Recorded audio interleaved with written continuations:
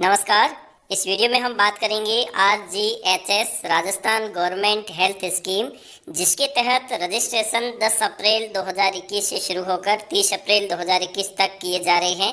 लेकिन इसके अंतर्गत अगर आपने रजिस्ट्रेशन कर लिया है और रजिस्ट्रेशन में कुछ अगर गलती रह गई है तो उसे आप एडिट कैसे करोगे, एडिट का ऑप्शन भी ओपन कर दिया गया है। इसकी प्रक्रिया क्या रहेगी इस पर हम बात करेंगे, क्योंकि RGHS में हमने रजिस्ट्रेशन करते समय कुछ गलती, जैसे कि या तो आपका जन आधार कार्ड अपडेट नहीं था, या गलती से जिसको जोड़ना था उसे आप जोड़ नहीं सके, या कुछ और ऐसी एडिटिंग अगर आप करना चाह रहे हो या फिर कोई गलती रह गई है तो इसके संबंध में बात करेंगे। इसके साथ साथ जो फैमिली पेंशनर है उसके लिए भी एक लिंक दिया गया है जहां से आप आसानी से उसका रजिस्ट्रेशन कर सकते हैं। तो सबसे पहले आपको, जैसा कि पिछले वीडियो में हमने बताया था, SSO ID से अपनी ID खोल लीजिए।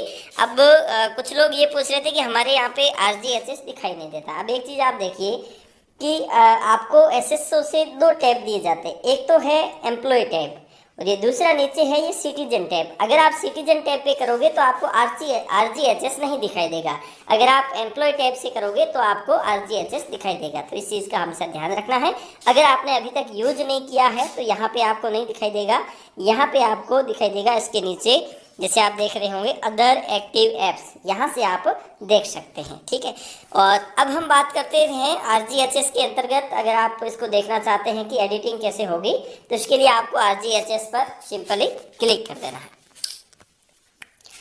RGHS पर आप जैसे ही क्लिक करते हैं तो आप होम पेज पे होते हैं। RGHS पे राजस्थान गवर्नमेंट हेल्थ स्कीम के तहत यहाँ पे आपको एक मैसेज पॉपअप होगा, इसे आप काट लीजिए और काटने के बाद में आपको कई ऑप्शन दिए गए हैं। जैसे यहाँ पे आप देख रहे होंगे register as serving officer and employees, register as family pensioner, register as minister MLA, और उसके बाद में नीचे आपको दिखाई दे रहा होगा एडिट रजिस्ट्रेशन। मतलब ये है कि ये रजिस्ट्रेशन जो आपने कर लिया है लेकिन उसमें कुछ गलती रह गई है और आप उसे संशोधन करना चाहते हैं, तो ऐसी स्थिति में यहाँ पे आप क्लिक करके संशोधन कर सकते हैं।